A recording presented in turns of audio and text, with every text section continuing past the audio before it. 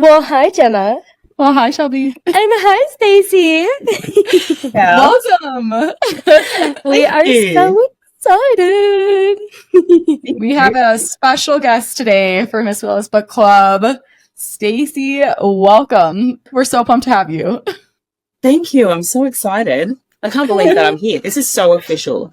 For anyone that can't see them right now, like if you're listening to an actual app and you can't see them, they're like a whole business. They've got matching headphones and mics and they've got matching uniform even kind of. We and they've did got this beautiful background. That wasn't intentional, but we are matching today. I know, it was funny. So I literally showed up and I was like wearing a sweater and I'm like, girl, I'm dying. Can I steal a shirt? It's hot outside. It's not sweater weather.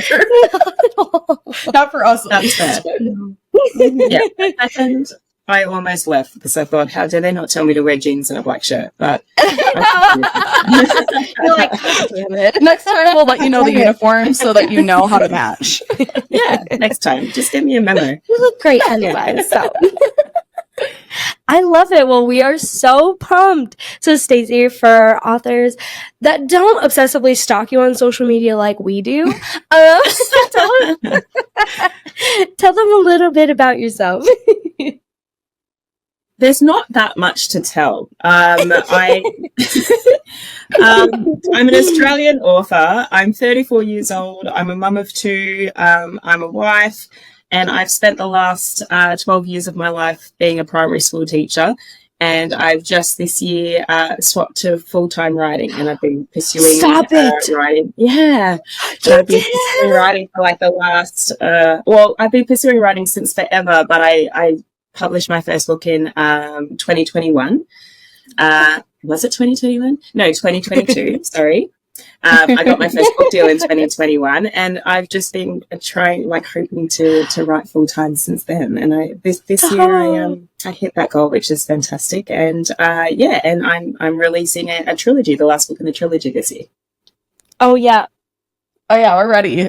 I know. We have book 2 in front. She has book 3. I am so excited. I might have to steal it after she does. Oh, yeah. Well, and then we both ordered the LitJoy crate of Valley as well. Yeah. Yay. Oh, I love all 3 of those books. They're so beautiful. They're so beautiful. Well, and you have a book deal for a new series coming out too, right? I feel like I saw it was Peaky Blinders something too. Could you tell us about that one? Yeah. Which is my love. So I've got another romantic fantasy coming out with Simon & Schuster. The first book's called A Forbidden Alchemy. I almost call it something else because it has 5 title changes. So I'm always like, oh my God. It's called, so the first one's called A Forbidden Alchemy, and it's sort of Peaky Blinders if Peaky Blinders were a fantasy.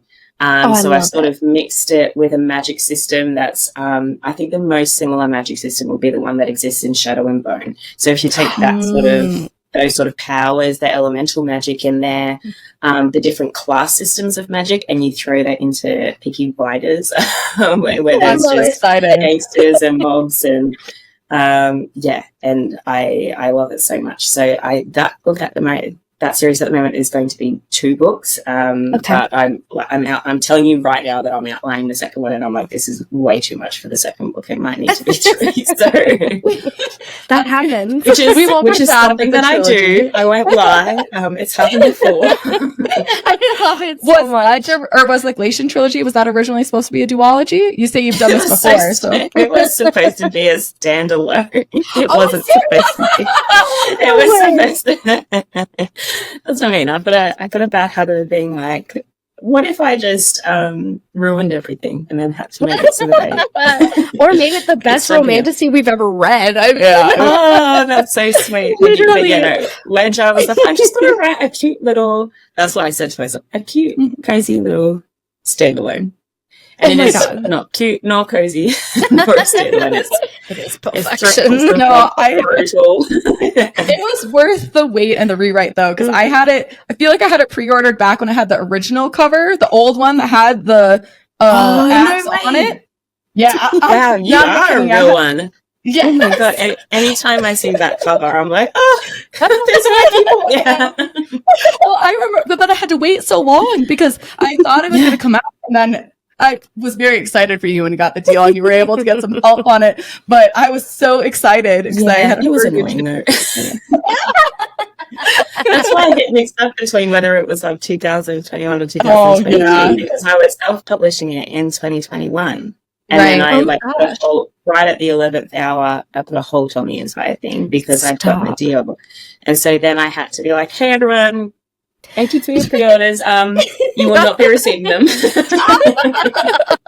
Well, could you tell us everything? Oh my god. Could you tell us about that process then? Because that had to have been really exciting to get a book deal, but switching from planning to self-publish to that. Yeah. So this is all my husband's fault. I just want to preface it. It always is. Always. It always is. We always assume it. So I first I joined TikTok just randomly, like peak pandemic time. Found out what Book Talk was like fabulous. I know stuff about books. Made a few silly videos that didn't really go anywhere. Made another video that went way too far. And was like, oh damn, and accidentally sort of grew a following from there. And I think I hit around like the 11,000 followers mark really quickly, like within a month. And this was when BookTok was booming. So like there really weren't that many content creators on there at all yet. Mm-hmm. So now it feels a little more like oversaturated. Like there's a lot of people there's a lot of content. I'm telling you that I had no competition back then, is what I'm saying. There just weren't that many people. Yeah, thanks. They just weren't. I think I got lucky. I hit it at like a really peak time where it was all kind of fluctuating, really booming. So I developed this little following, but very quickly. I was like, what do I do now? Like, I have no plans going forward. The pandemic's calming down and I'm going back to work. What was I even intending to do with this? But I've always been a writer, and I told my husband that I'd amassed this following, and he didn't even know what BookTok was. And he was like, so what are you going to do with it? Are you going to try and sell them your book? And I was like, hell no, they're all terrible. And he was like, well, write a new one. And so I had this idea of Ledge floating around, and I wrote that, kept doing my content. The following kept growing exponentially. I was writing this book. I started talking about it. People seemed excited to read it. To me, it was bizarre. I'd been writing for the longest time and had no idea what to do after that. I'd just query agents. It would go nowhere. And I would get back to the drawing board. And I had no soapbox to like yell about my book. Mm-hmm. And then suddenly I did. And so I thought I better like mobilize this army I've created. So I finished the book and I got a cover commission for it, and I got it professionally edited. I did all my research. I talked to beautiful indie authors all over BookTok about what on earth to do. I sort of fumbled my way through when I'm going to self-publish this thing. And then I started talking about that online, how I was self-publishing, showed the cover, told the plot, and then naturally my inbox blew up a little bit with, and with an agent with some publishing houses saying, can we read it? And oh my gosh. Yeah, like the silly goose that I am. I was like, absolutely, you can read it. And was like, and just sent that baby out to anyone that asked me for it. And was like, don't copy it and sell it. Thanks. You're like, please don't sell it. Yeah. It's just kind of foolishly was like, yeah, sure. I don't know if you're legit or not. Who knows? But yeah, so like in a bit of a whirlwind, I suddenly had a literary agent that I really loved, and she was just going to help me self-publish it. So she was going to help me get things like foreign translation rights and an audiobook deal, which is not something that I was ordinarily going to be able to do just on my own. And then I said to her, like, I feel like this is important information for you to know as my agent. There are some publishing houses that currently have the manuscript and they're just reading it, just so you know. And she kind of went, wow. What? And then it was like, yeah, they emailed me and asked to see it. So I just sent it along, just so you know.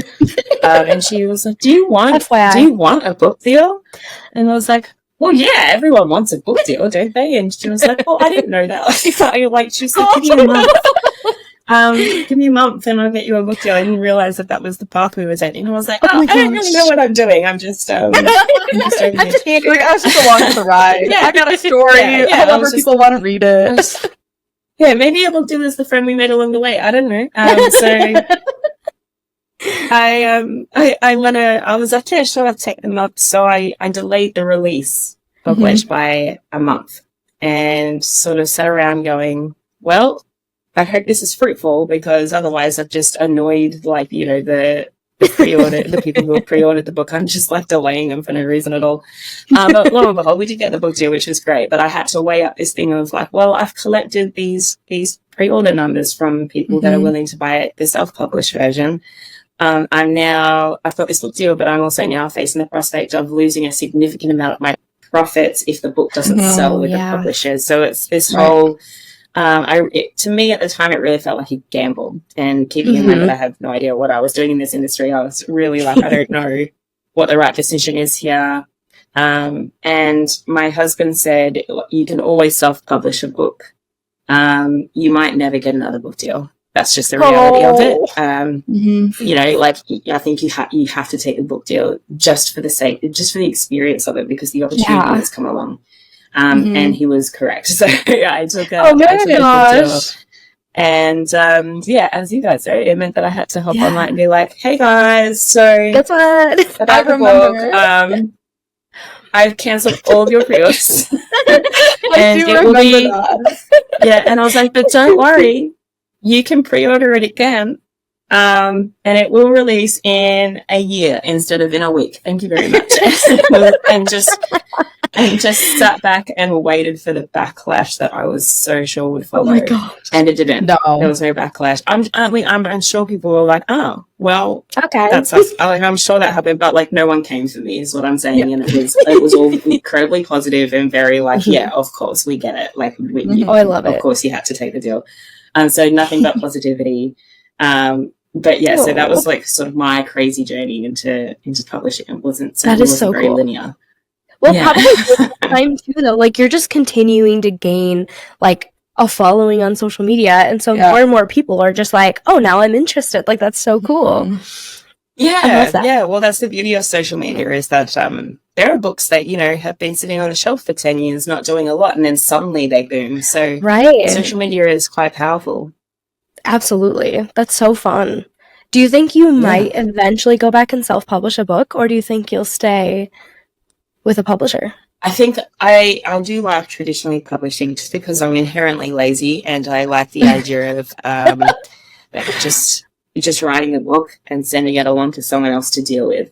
I love it. So I like that prospect, but I'm certainly not afraid to explore self-publishing after having had that experience. Yeah.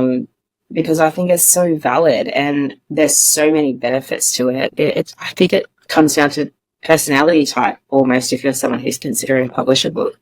There are people who get book deals every week and they reject them because they're like, no, I want to, like, you know, I'm a self-published author and I want to stay a self-published author because I like to control every facet of this. I like it being my baby. I like, you know, so I think it depends on personality type as well. Me, I'm a slob. So traditionally publishing just kind of works out for me. Well, that'd be helpful because you've got a like team of experts of like a lot of artists that you can get involved for the cover, or they already know print houses that can help with physical printing and stuff. So having those relationships in industry have got to be really valuable to not have to deal with that on your own. Oh yeah. Oh, 100%. Yeah. Well, we were just saying, because we just finished Chasm, and so we were just, like, literally raving about it, we were like, your writing is so beautiful. Like, there's only so much that an editor can come in and just, like, help fix. Like, your writing, we really enjoyed it. Literally. Well, okay, so I gotta ask, do your students read your books? Or are they young enough? No. I'm hoping they are. They're way too young. They're way too young. This was it was almost, when I started doing this, I had to go to my boss and confess and make sure this wasn't a conflict of interest. Because we're bound by that in like the department. of education here in Australia. We're bound by like ensuring that any secondary income we're receiving isn't a conflict of interest. So I literally had to go and explain. He was like, "You're writing a book. That's fantastic, amazing! Like, congratulations! Of course, it's not a conflict of interest." And I was like, "Wait, but what about what's inside the book? Like, does that matter?" Yeah, like, do you want to hear what's inside it? And he looked at me in my eyes and just went, "No, I don't want to know what's inside." Don't tell me. I was like, "Okay, great. Oh my gosh. I'm glad we're on the Have same any page." of your students, have they seen your social media?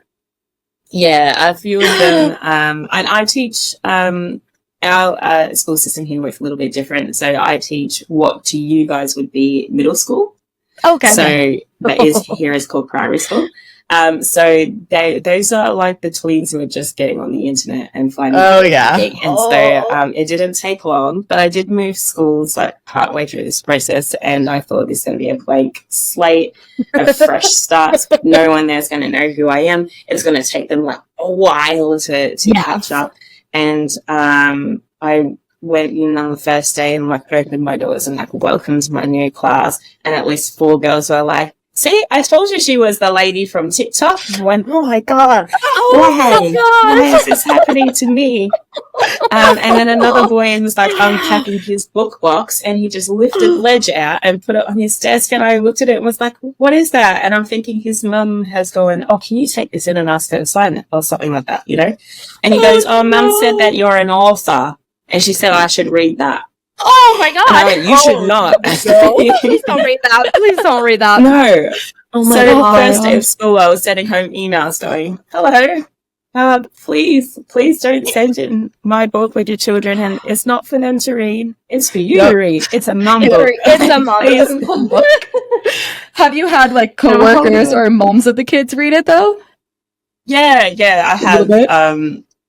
Yeah, I have. Especially particularly co-workers who are just like lovely and want to be supportive, and they can have a read. I also found that there's not that many teachers that are sort of in the romanticy like community, or that's not the actually, you know. So lots of them are like they went from listening to like the Prince Harry Audible, and then they were like, "I think I'm going to get Ledge next," and I was like, "Wow, what a switch up! I'm not sure that's very different to be." Well, it kind of brings us to a really good point, and so this might be a spoiler, so if you haven't read Chasm, skip through maybe like a minute or so. But we were noticing that in Chasm, it doesn't have as much spice, and we were wondering... No, well, I think it's because Dawson's so mad. Oh, we loved it. That's what we were trying to decide. We were trying to decide if we thought it was just story-wise, it wasn't something that fit, or if it was something that like through writing Ledge and Chasm, you maybe decided that wasn't scenes that you enjoyed writing as much, which is also super valid. So we were just curious what your feelings were on writing those scenes. Ooh. Why am I purple? Whoa. Oh, you got purple. Why am I purple? You can get your purple edition of Valley. Only if you listen to this podcast. I love it so much. Special purple edition just for Miss Willa. Okay, amazing. What were we talking about? I think we were talking about spice. Oh, so we were trying to say, is it like we were talking about the difference of spice from Ledge to Chasm, and so there's like a balance of, is it things that you like writing and might see more of in future books, or is it just, I mean, rightfully so, Dawson's pretty pissed during this. Oh, yeah. So is it just that she was angry and that wasn't going to happen? Yeah, basically, it really wasn't anything to do with how much spice I wanted to write. I just wanted to, I wanted to do justice to her anger in that moment, I suppose, and the idea that she was not a trustworthy person, and then she took great leaps and bounds in trusting Ryan in the first place, and it collapsed on her. So what would that do to a person like that who was naturally not very trustworthy to begin with? And then now they've been betrayed in a sense, even though it's a lesser betrayal than what she originally imagined. What would that do to her? I would imagine it would make her even more stubborn, even more closed off, even more like stony, I suppose. So I really wanted to portray her as being very reluctant to sort of falling back into Ryan's arms along the journey of Chasm. So there's moments where she's weakened and she does fall back into his arms in that sense, but spice doesn't ensue yet. It doesn't until much later in the book. But yeah, I was really looking forward to getting into those payoff scenes for Dawson and Ryan for sure. There was just like a lot of stuff going on. They're busy people. So that was the other thing, was like, do I just throw a spy scene in here for the hell of it, even though, you know, the world right now is collapsing around them. So I actually had an extra spy scene in Chasm originally, and it got taken out in the edits just because it was one of those, I'm going to put this spy scene in here, but I'm not sure it really belongs here.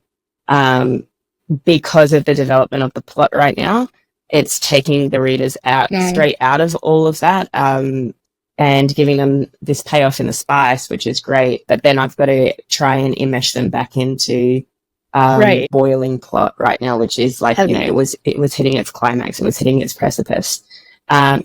And so it just wasn't matching up. So we took out one spy scene and left in the other, and we kind of just had to go, I hope that this is a big enough payoff that the reader can still stay invested, because obviously there's a lot of readers who, like, you know, if you say I'm giving you romantasy, they want to see romantasy, which is very valid, very fair. So when I was writing Chasm, I was just really hoping that people would be along for the slow build up, because it was very much going back to definitely like, a slow burn, which I loved. Yeah, we both talked about that, and that we just recorded that episode, like we said, and we both talked about how we actually really liked that wasn't even like the focus of the book wasn't around the spice. You get so much of Dawson just like figuring out who she is and figuring out how she's gonna react to the situation she's in. So I'm with you. I think you made the right choice. I thought it was perfect because it like helped the plot build. Oh, thank you. I just I sometimes I just hope readers know that like every decision made is very thoughtful, and there's lots of reasons behind it, and sometimes if they're feeling dissatisfied with a part of any, not my books, but just like any book at all, sometimes there's some very good reasons behind why the author made that choice. And we might not necessarily know what those reasons are. But like, rest assured, they make sense to us at the time. We just can't. Unfortunately, we can't like add footnotes into the pages being like, listen, I know you guys are cross right now. I can hear you. We just start getting handwritten notes from Stacey in the corner of the next one. Wouldn't mind it. How fun! I actually would love to do that. I think that would be so cool if I was just an annotated edition. An edition of something. I would buy that. 100%. Yeah, just like an author annotated. Well, because we were edition. even saying that, like, you get to a certain point in the book where you start to realize, like, with Dawson's magic, like, what has been going on over the past book and a half, and we were like, whoa! Like, I was saying specifically, I didn't see it coming. And so I was like so surprised, but then I was like thinking back and I'm like, wait, we totally could have seen this coming though. And so that was so cool. It was satisfying. It was really satisfying. Yeah, that's my favorite part about writing a series as opposed to a standalone, is that you get to drop like little Easter eggs along the way. That's really fun. Well, kind of on that note, so talking a little bit about some spice, we wanted to know, since you have been teaching your husband to be a book boyfriend, we have also been trying our boyfriends and husbands to be book boyfriends. So on a scale of 1 to book boyfriend, where does your husband now fall? I want to say like maybe a 2. I feel like, but the progression from 1 to 2 has been like long and arduous, and we almost didn't make it. That was way more underwhelming than I was expecting at least like a 4 or a 5. He's got a ways to go. Every now and then someone's like, you haven't done one of those videos in a long time. You must have you must have made it. And I'm like, no, this is what failure looks like. We just give up. Oh my God, that's funny. When we recorded our Ledge episode, we recorded it at my place and we were telling my boyfriend who we were going to be like talking about. And we were like, all right, Gianni, put your hand above the doorway. And he was like, I'm not doing that. And we laughed so hard. He did it. We did it. And we were like, oh. And he's like, what? I don't understand. I think he even growled into the mic first. Yeah, and you never will. You don't understand, and you never will. It's so unfortunate. I did convince my husband to read Akatar. Yeah. He required a lot of bribes. But no way. Did he get through? What, like, did he got through that one? And at the end, I don't know if he had just like heard me talking about it, 100% knew where it was going. He was like, oh yeah, Reese, that's the shadow guy. That's going to be the thing. I was like, how did you, like, come on. Yeah. Didn't even have a little bit of question.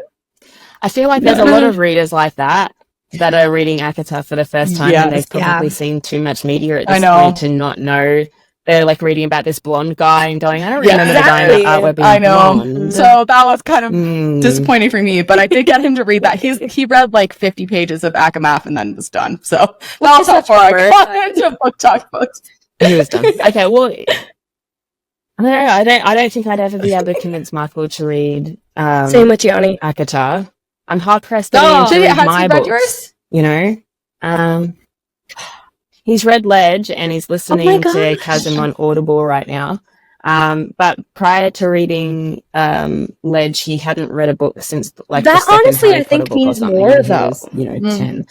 So yeah. Well, he was so sweet. He took it to work with him, and he works night shift. So he was there at night, and he was like, we had 3 consecutive really slow nights. He's like, so I was sitting in the station with your book, and he was like, I loved it, and he read it all in 3 days. And I was like, I was really like preparing for you to take like 6 months to read this book. And it's and stuff. And he was like, no, once I was in, I was all in. And he's like, he's the sweetest. And he tells that's his sales pitch to everyone now. So he tells me, he's like, I don't read. He's like, I'm not a reader. I don't like reading books. But I love that book. And I'm like, we were honestly saying though. Thank you. Yeah, so that's his elevator pitch to everyone. We were saying that you have such a beautiful way of like, you don't have to put every single word on the paper, but somehow you give us that imagery. And I was like, I feel like we know what's going on, and like we get to create this image in our head, and that's hard to do. Oh, yeah. Thank you. Imagery is one of my favorite things to write, so that's very precious to me. Thank you. And that's one of the reasons why I picked that setting. As well, because I really like visceral settings that I can kind of dig into a little bit. As opposed to saying, well, there's a street. You guys know what that looks like. You have to create it. You guys use your imagination. So where does that idea come from then? Where did the idea for Ledge and the Glacian Trilogy, where did that come from? I had never written a story before where the characters had to survive some kind of hostile environment, but I had just at the time finished reading a whole bunch of books that were very like survival of the wilderness, and I loved the tension involved in those plots in those stories, because it wasn't just some villain or some like overarching evil that was chasing the main character or following them or hovering over them. It was also just the prospect of death by, like, in an accidental way. It was like them eating something bad and then getting sick, or the temperature dropping or rising. It was the exposure. It was the animals. It was, and it seemed like there was danger from every corner. And it makes for a very, very tense book. And I kind of liked that in fantasy. I like writing fantasy where the stakes are extraordinarily high. No easier way to do that than by dropping them into some kind of really hostile environment. Like just those natural factors all by themselves lend themselves to be dangerous. So I had the idea that I wanted to drop a female main character into a situation like that. I just personally think that females can be incredibly pragmatic in situations like that. And I wanted to showcase it. And the options are like dropping her on a desert island. It just didn't hit for me. Putting her in a boat in the middle of the sea. Again, it's been done. No one wants another castaway. And then I thought of like the land, like over the wall in Game of Thrones, and that sort of like super hostile tundra biome. Also, I hate the cold. I hate the cold so much. Oh my god! If you want to torture me, just drop the degrees, just like a bit, like just like drop the temperature. So like we're 5 from degrees, Minnesota, which is like very north. Okay, I would. I'm not built to Minnesota. You guys would probably like rack and eat me because that's the only purpose that I could serve in Minnesota. Oh my I can't. I'm not. I'm like I'm like a sickly Victorian child, and I don't survive in cold temperatures. I live in Queensland, in Australia. God. Yes. Okay, it's winter right now. We're at the end of winter right now, and it's still like someone's like, "This is the hottest winter we've ever had," and they're right on record. It's the hottest winter I've ever had. I've never been colder in my life. Wait, so how I'm warm still is it there right now? Okay, You're in remembering Celsius. that we get we do degrees Celsius, so it's 19. It's 19 degrees. So that's Celsius probably like today. 45. I'm gonna guess it's around 70. Oh my gosh, we're looking up. 66. Oh my gosh. I mean, it's like 90 here 66, right now. yeah. People set their house temperatures at in the winter. I know, because when I go to America, you guys switch your aircon unit onto something ridiculous, and I'm You're like, like, I'm freezing. are we skiing? Why is it so cold? I didn't bring my beanie. You're gonna feel American office settings are the worst part of it. Like they talk about women's winter, and especially I feel like in the U.S. That I used to have a sweater and a blanket that sat at my desk in my cube because the air conditioning was so cold. I would get consumption and die. Oh my like, I'm gosh. sure And were of you this. just here recently?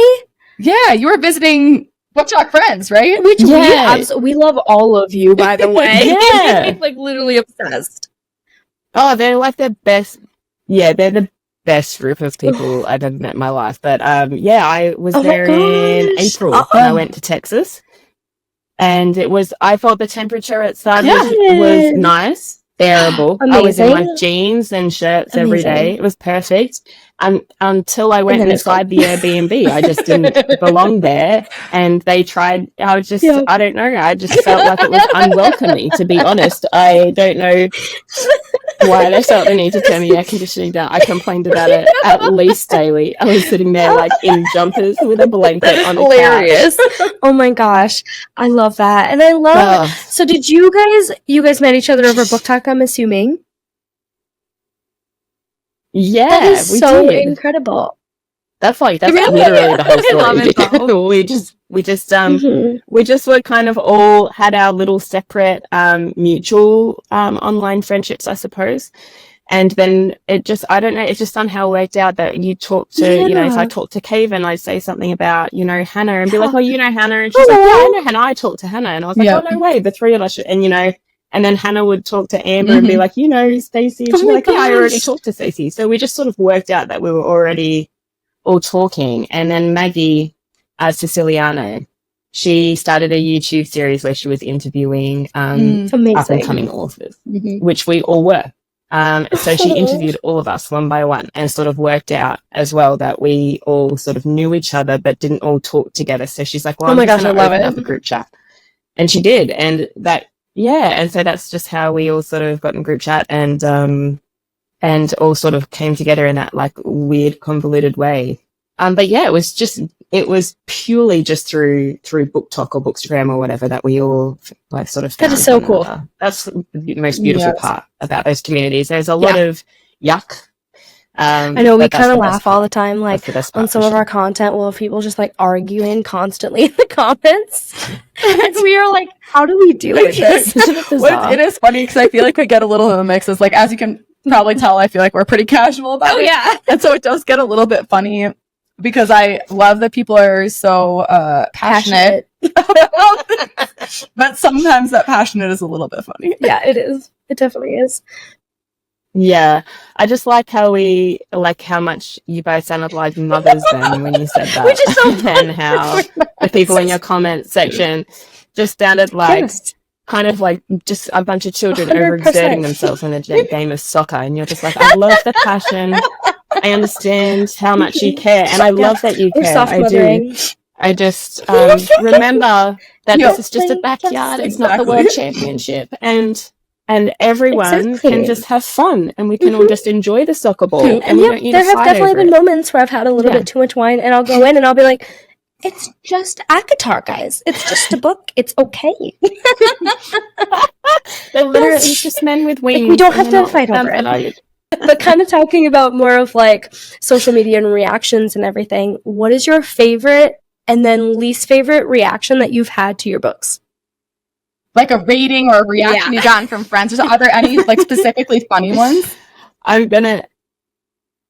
Yeah.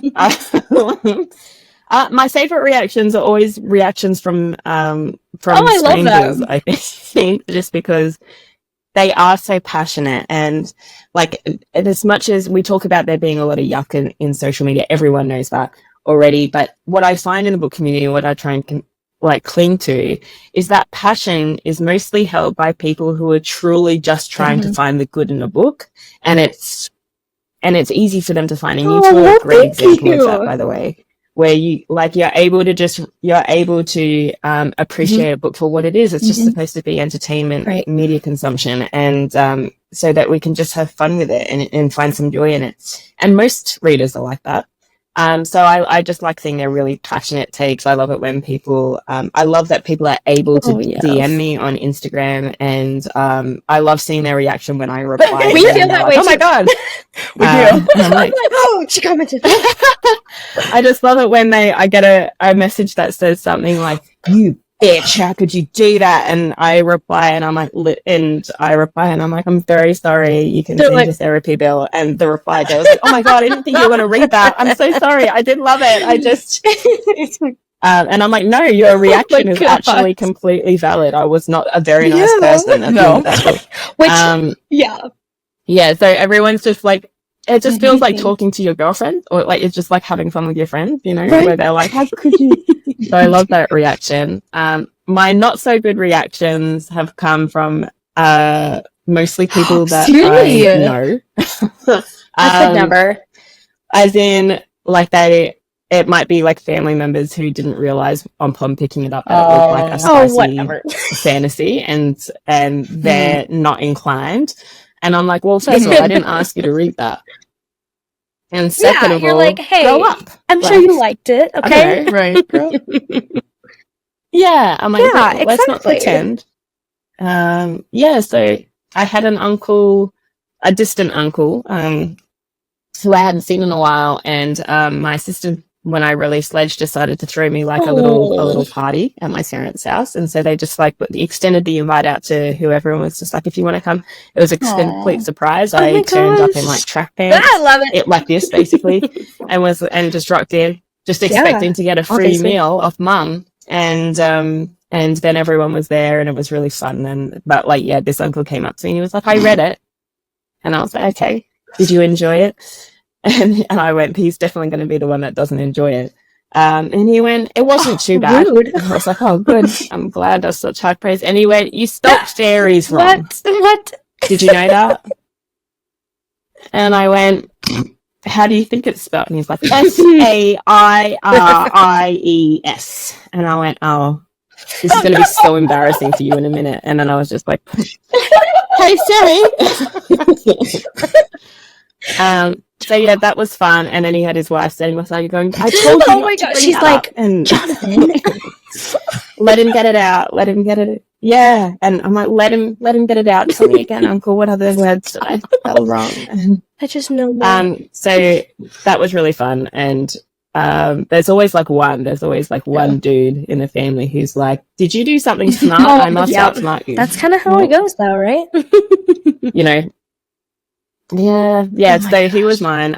But I had the pleasure of my father standing behind me while that was happening, just laughing, because he's like, "You've brought a knife to a gunfight. You're love about that. to go down." The Hey Siri is so real. I love my dad's reaction. My dad's reactions are like the best ever. Dad and I are like the same person, so that's probably why. So my dad's reactions are fantastic. One reaction that I don't like, and this is just a funny one, but it comes from lots and lots of people, is when they message me saying, "I finished the book. I loved it. I pictured everyone with an Australian accent." And I go, "No, please. Are you two about to tell me that you did that?" Just me. Just like different ones. We just talked And I'm about like, oh no. we were just talking about like specifically Salem too, and how his accent is written out. And so we were asking each other if we read it in accent at all. Because I thought he sounded Irish in my head, or Scottish or Scottish or something. Yep. Yeah. He was Scottish. yeah, He was Scottish in my That head. is hilarious because I pictured him as like an American Southern, and that was funnier to me. Oh, was that's funny. funny too. Yeah, I kind of. But do you want to know how I read the rest of the book? I don't mind that. The only one I will not In your voice. This is what's funny. Every time someone says, I feel like apologizing and going, I'm sorry, I feel like It honestly made it so much better because I felt like I had more of a personal connection to it. oh my god. No, Americans are so weird when it comes to the Australian accent. The Australian accent's one of the worst accents in the world. Seriously, And it's so funny. and for some reason you guys are like, no, we love it. I'm like, Yeah. why? Well, I mean, that's probably honestly how we Oh feel my about gosh, like hang a on. Southern. I'm gonna get I love it. I'm just like picturing 20%. it, just like, so this is what you hear in your head.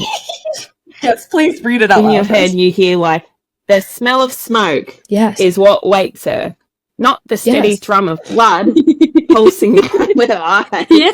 or the stretch of her skin against stitches. 10 out of 10. That's 10 out of 10 terrible. recommend. Oh my god! That's the clip. No, that's the clip that I'm going to use to market your book for you. It's specifically that. Of you reading it. No. Well, then I was laughing too because, like, obviously getting ready, I listened to like a couple of other like your interviews, and I was like, you pictured it as more of like a very high, sophisticated like British accent, and I was like, oh, I'm not reading it like that. Like Yes. BBC pronunciation. So I was like, oh, I'm in trouble. See, I think that No. anytime I read third person, I read it in my own like internal monologue voice. I love it. Like that's the voice that reads anything third person. that's see, that's normal, and Dylan's I cap. just feel like maybe your compatriot let you down. Yeah. Hey, it was very entertaining. I promise there were no Australians in medieval times. It Not was one. before their I time. mean, I don't know. We weren't there. We don't know. Yes. Could have been. There could have been. Oh my god. But honestly, though, I feel like. I assure you there could not have Have been. you seen or read Outlander? Okay, because honestly, Yes. after you said that, I was like, oh, Sam Heughan.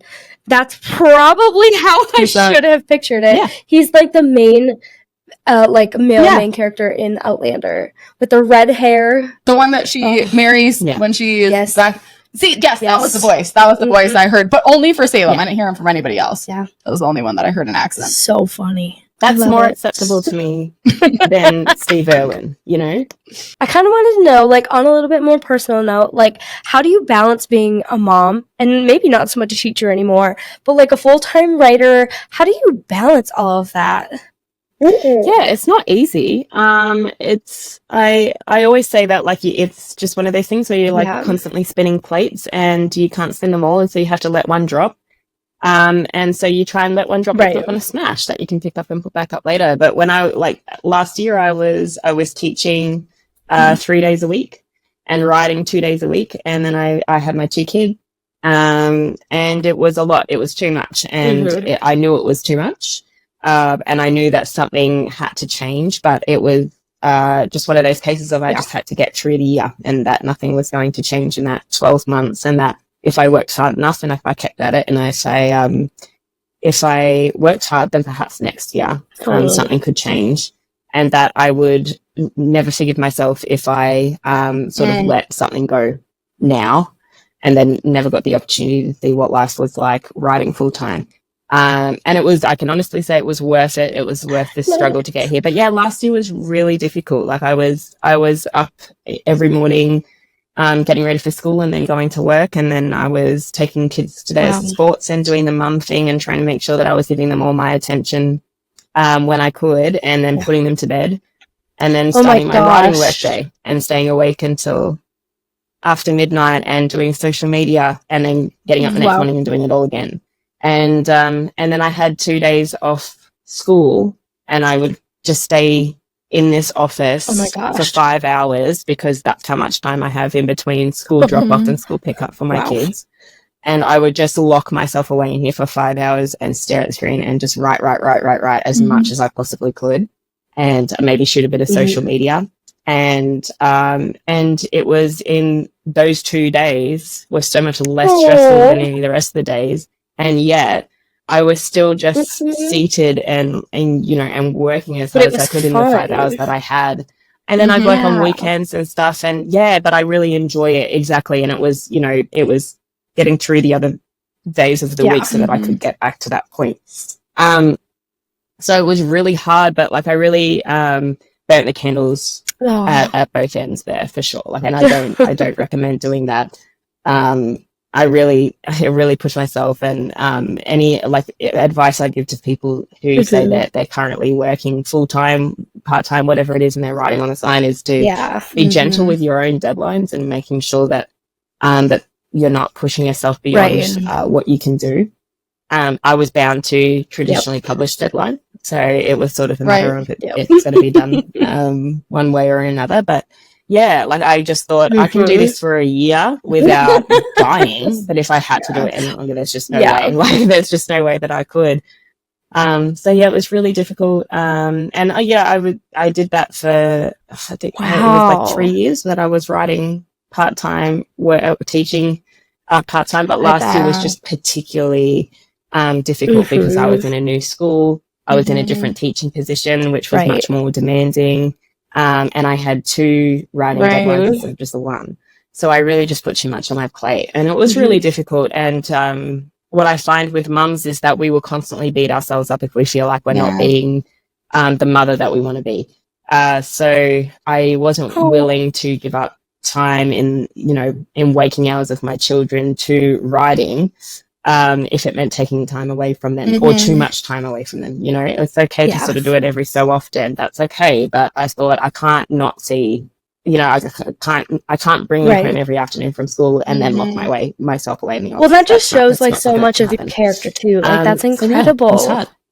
Yeah, but I love this, and I really wanted it, and I was highly motivated to go after it and to chase it. So I don't think I would have persevered if I didn't love. Well, then I writing feel so like much, we also felt that too, because like obviously with the podcast we put it out every single week, but like we both also work full-time jobs, and so like doing that and social media, it's like it becomes so much, and so like I understand, and to come to like this full circle moment where you're full-time writer is just like so exciting. I am excited to hear that you hit that point this year. That's a really it's amazing. cool milestone. Congratulations. Oh, and it's a dream come true. Like I don't actually want anything more than this. If I can keep this for the rest of my working career, I'll be like that the is so luckiest person incredible. alive. Because this is magic. It's just this is magic. It's beautiful. And it like where I am now as opposed to where I was last year.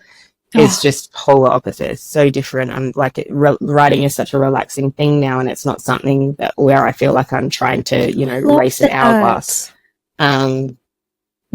So it's amazing, and it's well worth all the work to get here as well. So proud. And I'd do it again. So has Forbidden Alchemy, am I saying that right? That's the new book, right?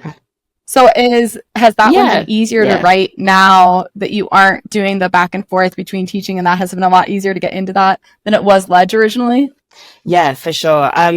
Not necessarily easier to get into, but definitely easier to manage, easier to finish. When you face like a little writer's block or whatever, there's no panic that ensues now because I can sort of just take a day. I can just let it, I can just mellow for a little bit and organize my thoughts and find the problem, whatever it is, and sort through it and then come back to it.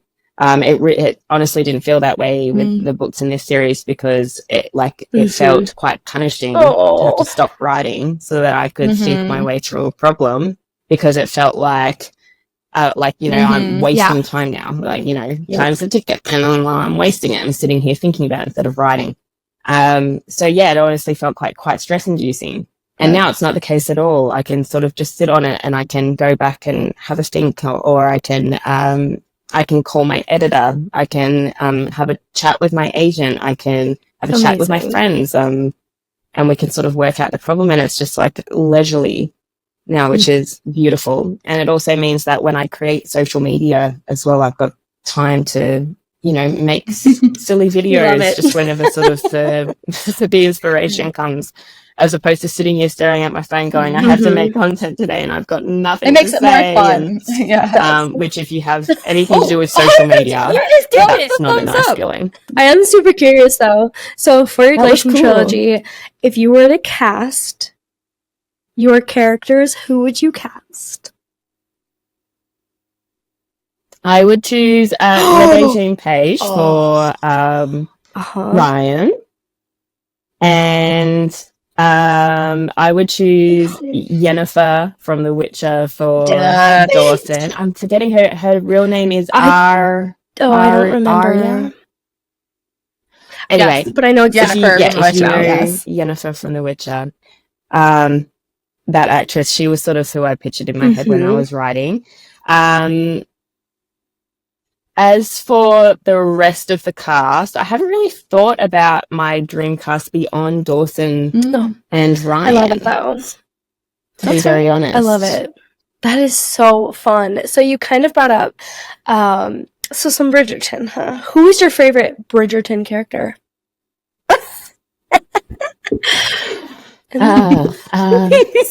Okay, up until a point it was Eloise. But Eloise she's irritating me now. In season 3, she's irritated me. I always did love Penelope from the very beginning as well. In the books, if you've read the books, my favorite character was Gregory. We haven't seen much of Gregory in the season. Like that have passed so far. So like I can't say, if we're just basing it on the show, I can't really say Gregory because we really haven't seen much of him. So my final answer is Benedict. Seriously answered. Okay. I love it. I love it. I do have love for them. I do kind of. Well, is that who's going to be the next season? Are we expecting Benedict? Oh, Benedict's in the next season. Yeah. Is it Benedict and... Because he's the older brother. Yeah. He's the older brother, right?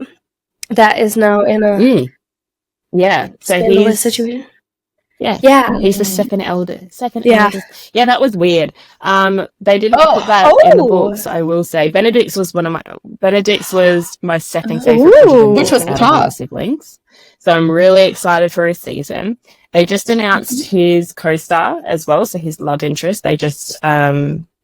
provided her headshots and everything, and it's a gorgeous actress. So I'm very excited about that. But yeah, I love Benedict's story was so fun. I really loved it.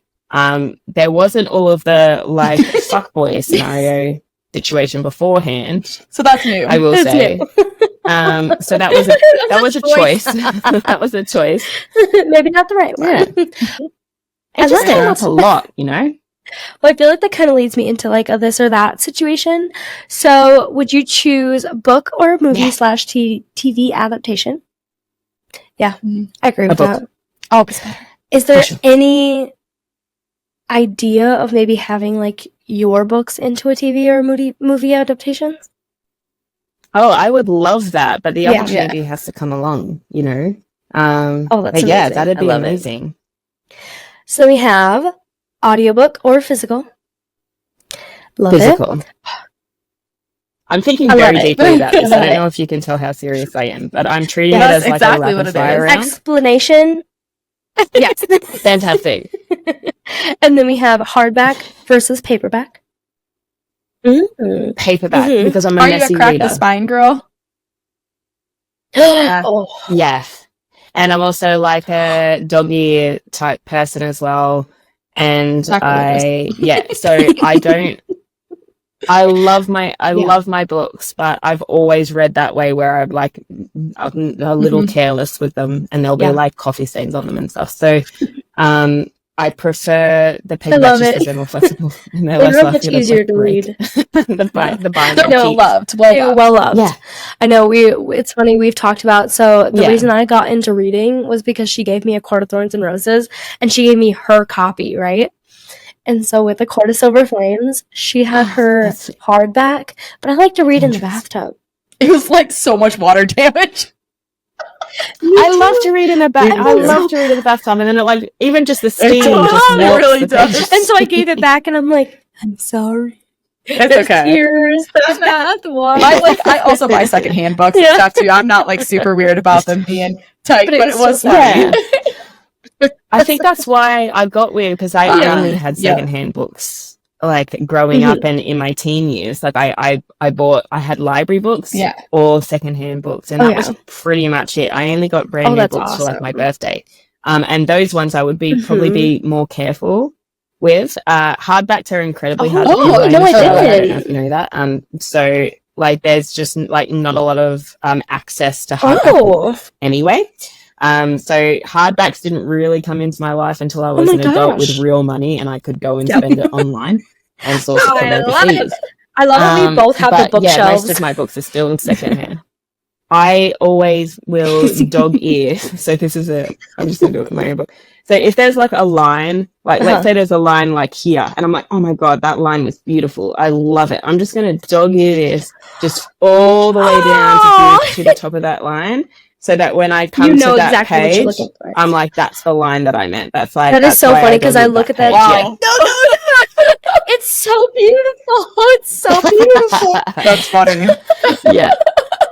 It is. I love it. It does. It wants me does. to, though. And that's the fun thing. I Yeah. also feel more willing to do that with paperbacks than I am to do that with hardbacks. Yeah. I think I can be I love a bit it. messier with them. That is I don't amazing. know. The next one that we have is fantasy or romance. Oh God. I'm trying to think. Eternal panic. Okay, I definitely read more romance, but I I'm love going it. to answer Ooh, fantasy. why? I think I'm like the writing side of me prefers to write fantasy because I love We the do. high stakes of it. I love reading romance. It's beautiful, but when I'm writing in particular, there's a big difference between like we've got to save the world because it's going to end, and the stakes of like a common romance, which is like I might lose my He might job. not like me. And we have to pretend to date so I can save the job. Do you know what I mean? Like I will read that every day of the week, but I just like the doomsday. And that's honestly, we were saying that like fantasy. about the Glacian Trilogy too, is that like it does have such high stakes that it keeps you so interested the entire time. It was amazing. Oh, thank you. Love it, I love it. appreciate that. So we got some tropes. So quests versus enemies to lovers. Oh, I love that. Yeah. And then I love the I quest knew trope you as liked both well. of them. I was just wondering which one won. But there's like it doesn't necessarily lend itself to kissing. So I'm gonna say enemies to I lovers. like it. So that- So then, on that note, one bed trope versus a cave scene. Because Ledge has both. What is that? It does have like a one. There's only one cave. Okay, I think I love forced proximity.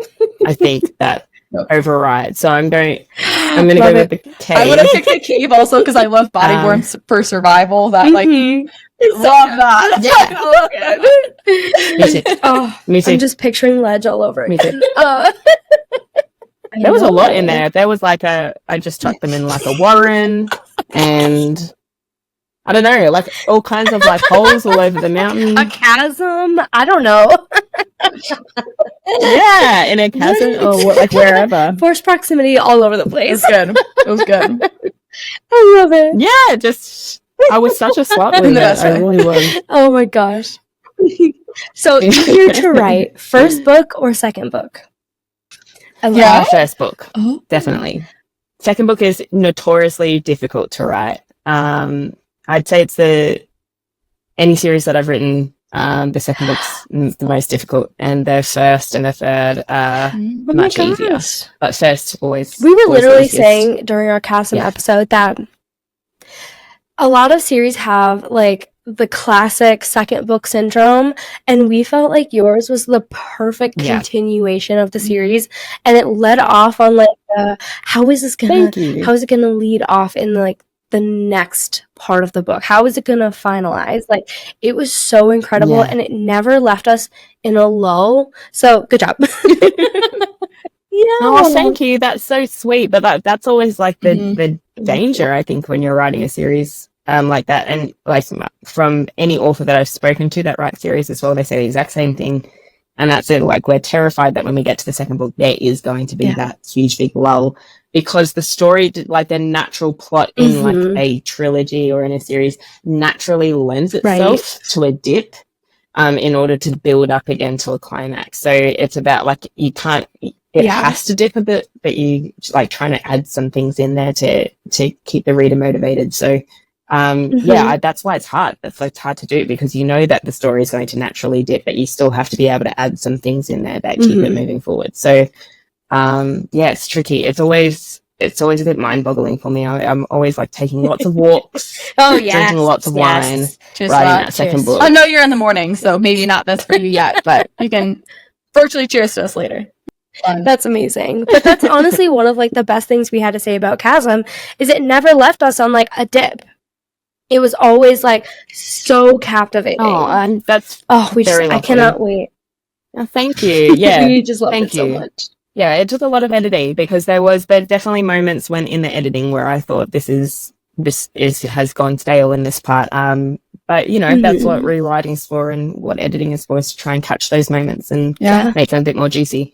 So hopefully other readers agree. Well, we noticed another thing I thought was cool is we could tell that writing side characters must be something that you enjoy, because I think that's part of why, like, as the series continues, it really built, is because like the side characters are just so good. They're so good. Distinct. They have such like specific personalities, and there's story going on with them on the side as well, enough that is like interesting. And so maybe like, is that, I could tell that seems like something you enjoy writing, is having more going on besides the side. Oh, I love it. I love it. And I think found family is one of my favorite tropes, and that's why. It's because I get to explore those side characters a bit, and Baltis and Ezra and Salem remain like my favorite side characters. You're not allowed to say her name. They are so distinct and they're so funny. Take her name out of your mouth. And they're so beautiful. You'll see Baltis again in Valley, just not in the way that you expect. Spoiler for Chasm, if our listeners haven't finished Chasm yet, I want to talk about that. Okay, so let's talk about it. Let's debrief. I literally sobbed so hard, and that's one of my favorite things that a book can make me do. I am the crier of the group. She loves crying. But they're just... But I hate crying in real life. Me but too. I read to feel. So, and I write to feel as well. So if a book makes me sob, I'm like, me too. Stars, like I have to say, so I read that, finished the book, and I read your acknowledgements at the end, and I was fucking dying when you were like, "Yeah, the ending sucked. It fucking sucked." I was like, "Yes, I'm so sorry." Yeah, I cried. Well, I cried writing it. You got me with a bait and switch, because I had seen you make videos saying that there was going to be clearly making there was going to be a side character that was going to die. And so then when we get the fire scene and Ezra doesn't die, and I like really thought that's when it was going to happen, and then he doesn't. I'm like, wait a second. Yeah. You had me going. Everyone say it's so fun. But it was funny because like we were very sad, but we've kind of talked about with other series where everybody lives and nobody dies. And it was like, we're kind of glad that Yeah. somebody actually The stakes are still high. higher. Yeah, I think it felt like even though it was sad, it was like a satisfying payoff because It is. It's too dangerous. Mhm. And the way It's not realistic Exactly. that everyone should. and the way that survive it something like happens, that. like earlier in our episode, we were talking about like you saw their last breath or you didn't. Like she just ended up in the chasm and she was just gone. And I was like, wait, Yes. no. I know, So and it was so accepting. special too Yeah. because So, like, she had something- already had the last conversation where she's like, you know what, you live and all of your choices are gonna either lead to you to be like a better person or to stay stagnant. And she was clearly living her life to be a better person. Yeah. And so to me that was just so special. It was like Yeah. the perfect pinpoint for her to die. That sounds awful, but Yeah. no, it was beautiful. It was really fun. No, but I think you're exactly right though. Baltis, like that character, she spent the majority of her long life feeling deeply that she was a scourge upon like that kingdom and that she was largely responsible for why it was the way that it was. And she had committed small acts before that to try and sort of restore faith in herself or to get that redemption. You know, like she created the Boulder Gate and she did a whole bunch of things that you'll find out in Valley as well. I'm gonna cry again. But she was committing these small acts of redemption to try and find that within herself again, and it was sort of never enough. And Ryan and Dawson were kind of her last act of redemption, and I think she, in herself, in that moment, would never have chosen to do anything different. It was so to what precious. she did, even knowing that it would likely result in her death, but. She'd almost in Chasm we kind of almost see her reach a point where she no longer gives a fuck. Like she no longer gives a fuck if it's going to be detrimental to her or not. She just knows that this is right. And this is something that she has to do and that she has to see it through. And we see it when she starts folding, even though she hasn't used that magic in a long time, and it, you know, it's like quite perilous to her, and her attitude towards it is like, don't worry about it, I'll be fine. So I tried to sort of lead the reader along with that ride, so it wasn't like as much as it was a shock. And I think character death is always a shock. It wasn't meaningless. It was a beautiful I suppose, arc, because I don't like that. I don't like character death solely for the purpose of shock value if there's no meaning. And it's hard to write that in for like happen. your readers to actually just feel so much for these side characters to where it does happen and they're like, wow, I'm so touched emotionally that like I'm literally sobbing. Like that's so, it's hard to do though because so many other series that we've read, like these side characters are supposed to be so important, but then you don't feel that emotional connection with them. And so to have that in this series was just so special. It was beautiful. It was. Yeah, I think I loved the duo of Baltis and Dawson in Chasm as well. I loved I love the way that Baltis I loved it.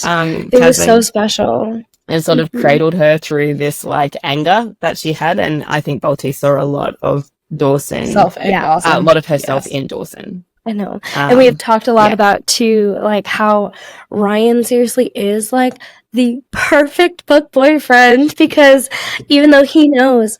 Yeah. That poor boy. Dawson, he knows that Dawson loves him. That poor boy. But he's like, you know what? I'm going to let you figure it out on your own. Yeah. He's like, I understand that you're mad. Yes, literally. Yeah, but you know, he also has moments of like, I'm worried that I'll be waiting for the rest of my life. Like I'm worried that she'll never accept me. She'll never see it. You know? Yeah. And I'm worried that she'll never get past this, you know, or that she's too stubborn to, or that her principles will never allow her to move past this. So yeah, he's quite a vulnerable little cinnamon roll.